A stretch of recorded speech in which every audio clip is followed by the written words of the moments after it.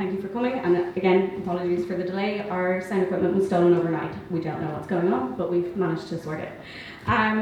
So I will let Menno do the fire exit situation safety announcement, but just reminder, no location announcements publicly until after we come back from lunch.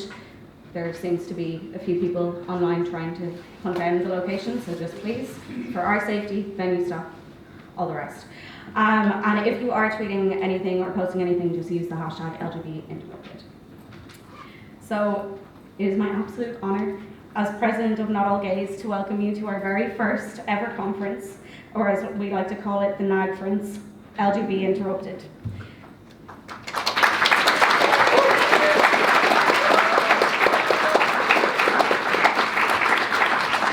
We chose the title deliberately because, make no mistake, the L, G and the B have been interrupted, co-opted, used as a smokescreen to push through some of the most controversial legislation Ireland has ever seen, from hate speech laws to surrogacy legislation and beyond. We've watched NGOs and politicians wave rainbow flag as a way to shield themselves from scrutiny while using it like a sword to silence anyone who dares to say, hang on a second.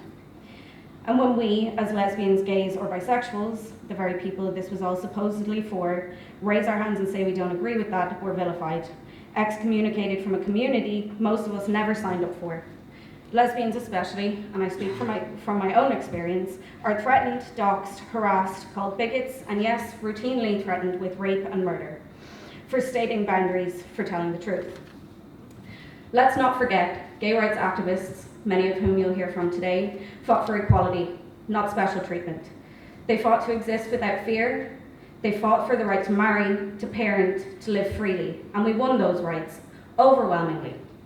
Because let's be honest, it's bizarre for anyone to care who two consenting adults fall in love with, or do not fall in love with. Not All Gays, or NAG, as we lovingly call ourselves, started like all great ideas do, over drinks at a Wetherspoons in May 2023. Our two founding sparks, the incoming hate speech laws that would criminalise lesbians like me for saying a man is a man and lesbians don't do dick, and belong to an NGO with terrifying influence over school curriculums, youth groups, and so-called public consultations. Since then, we've punched well above our weight. We've spoken out against the hate speech laws. We've challenged surrogacy and its exploitation of women and children, including making submissions to the UN Special Rapporteur on Violence Against Women and Girls, Reem Al-Salim, and given parliamentary briefings on the weaponisation of gay rights to push for surrogacy. We've shown up at Pride last year because we belong there too, whether they like it or not.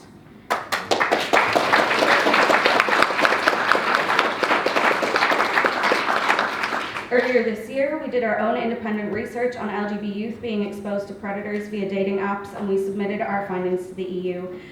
And we've refused to stay silent while our history is rewritten and our young are misled. Not all gays think free speech is hate. Not all gays believe men can be lesbians. Not all gays think women should bow down every time a man declares himself one of the girls. Not all gays, maybe not even most. Sorry, trying to hold it together. We're not here to be cruel. We're here because we care deeply about what's happening to our youth, to our rights, to women, and to the integrity of the community we once called our own. No man can ever be a woman, never mind a lesbian. We knew this up until 15 minutes ago. No woman, no matter how uncomfortable she is in her female body, can ever be a gay man. Women deserve dignity, safety, and respect in our own spaces, sports, regardless of how we choose to dress, our sexuality, the colour of our skin, our religion, or political beliefs. We are not shields for all and sundry who are uncomfortable in men's spaces and sports. And yes, we'll say it, we're the awkward gays, the annoying gays, the nagging gays, the just asking questions gays, and we'll keep asking until we get the truth, uninterrupted. Before I hand over, I want to thank each and every one of you for being here today. Let's be honest, in 2025, showing up here, whether same-sex attracted or an ally, is far more radical than going to any corporate NGO-sponsored pride parade. You didn't show up, you stood up, and I am so, so grateful.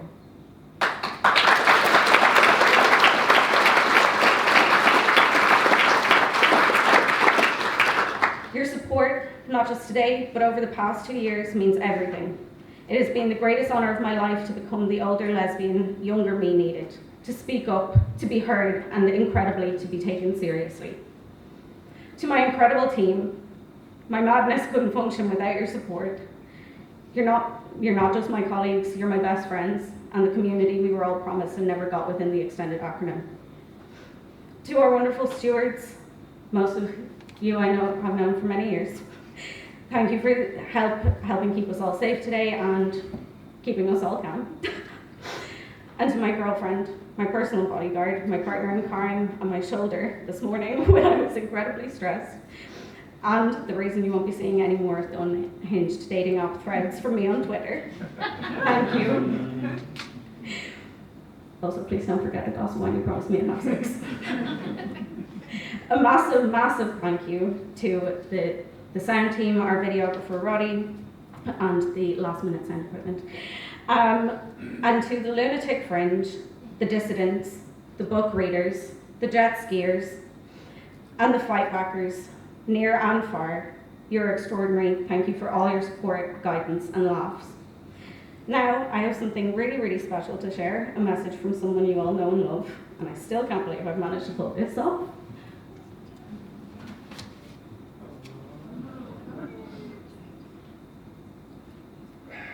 Hello, is this thing on? Yeah, I think it's on. I'm just, it's James Dreyfus here.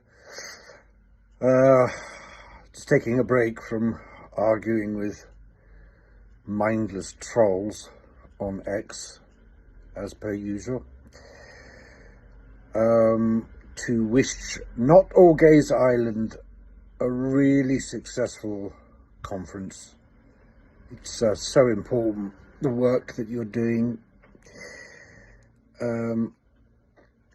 under so much opposition by these ideologically captured institutions, governments. Oh God, the list is endless, really, isn't it? But I always tend to think that in the long term, the work that you're doing will end up being incredibly important for youngsters who will just simply grow up to be same-sex attracted or bisexual. So I really hope you have the best conference. And I hear you've got an amazing keynote speaker, which is fantastic. So I shall now go away, I shall bugger off and let you have a tremendous time, and keep going, keep doing what you do. Lots and lots and lots of people stand with you, and that's not Hobbes, by the way, just in case you thought I'd killed him and had him stuffed. It's fake. Enjoy.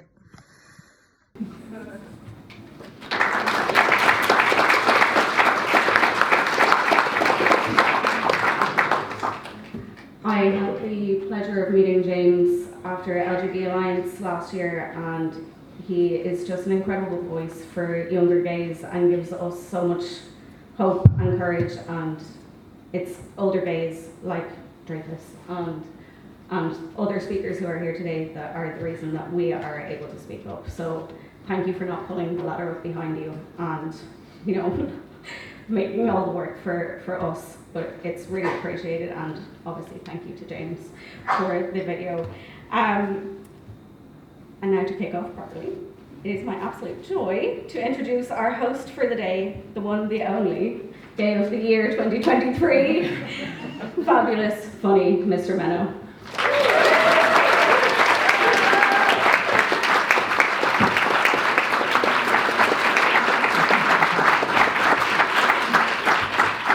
Good morning, everyone! Who needs a microphone? I know! Sorry, I'm too excited. I think it's so exciting to be in a room full of bigots. Doesn't happen often, does it? Sorry, at the lectern, please. Sorry. Sorry. Reined in from the start. Right, okay. No, we're recording it for the video, that's fine. Sorry, I'll do that again. Good morning, everyone. everyone. How wonderful to be in a room full of bigness. Anyway, it's so good to see all of you here. I know there's people here from the UK, there's people from Ireland who've been on a bus for, somebody for at least 2.5 hours. Who else? Somebody from Poland in the house, somebody from France, somebody from the States? Okay, I think you win, probably. But people have come from far afield and locally to be here today in what is our safe space, right? Probably. I was asked just the other day, what is the most awkward moment you've had within, being involved in all of this? And I think that moment might be now, because you said Man was going to tell you about fire exits and things. I had no idea. So, run. We all know where the entrance is, right? Hopefully we'll be okay. I think we might be, because I had a very good omen this morning. Because I thought I want to look smart, to do justice to the day. And if I just end up talking a lot of shit, then at least they'll go, but the hair. So I'm in a salon around the corner, and the hairdresser is doing my hair. We're just having some small talk. Why are you here? What you doing? And I'm like, well, there's a conference. This is a person with hot tongues and mean-looking brushes very close to my face. So I thought, okay, behave yourself. And who knows, she may have a trans child at home, because you don't know. So, okay, what is the conference about? Well, lesbians, gays, and bisexuals. Talking about, doing their own thing. Okay, interesting. Blah, blah, blah, blah, blah. Halfway through the blow dry, a woman walks behind me and suddenly stops, looks in the mirror, grabs my shoulders.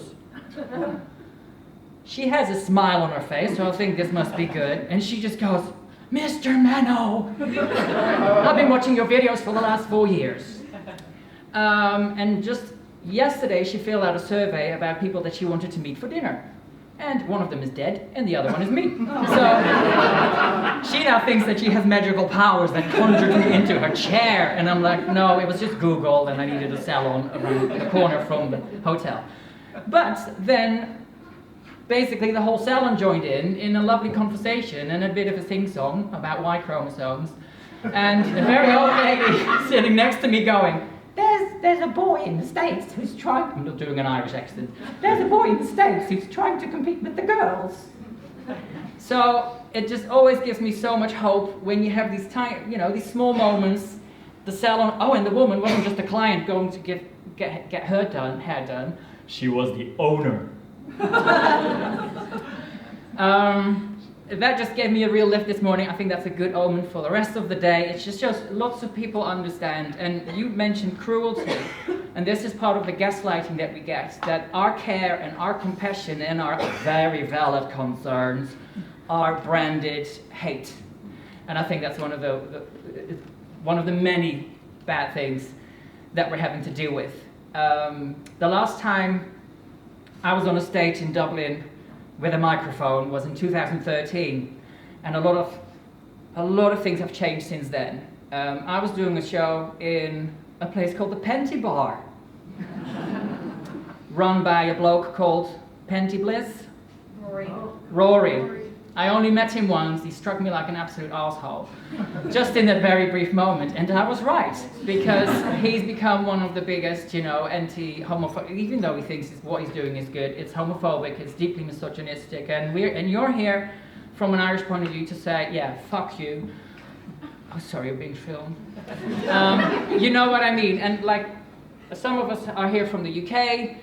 It's a very different situation there because we have laws protecting us. Here in Ireland, there's self-ID. I don't know what's going on with hate speech, so we might all get arrested. But Connie and I have just made a deal that we're going to get arrested together, and who knows, that might bring some change here for the better. But in between 2013, the reason why I'm telling you this is Penty, or Rory, has obviously become a raging TRA. The tech guy I had on that show, who was a lovely guy, is now a woman. And a rabid TRA who calls himself a lesbian and the mother to his child and is pushing for puberty blockers. The man who ran the festival that I was part of is now saying that he was so happy that he was the first to introduce a woman on testosterone in the Mr. Gay Ireland competition which he runs.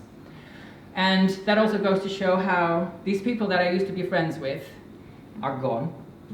And it shows just how much this has an impact on so many lives, and so many of you here in this room have felt that impact so much harder than I have.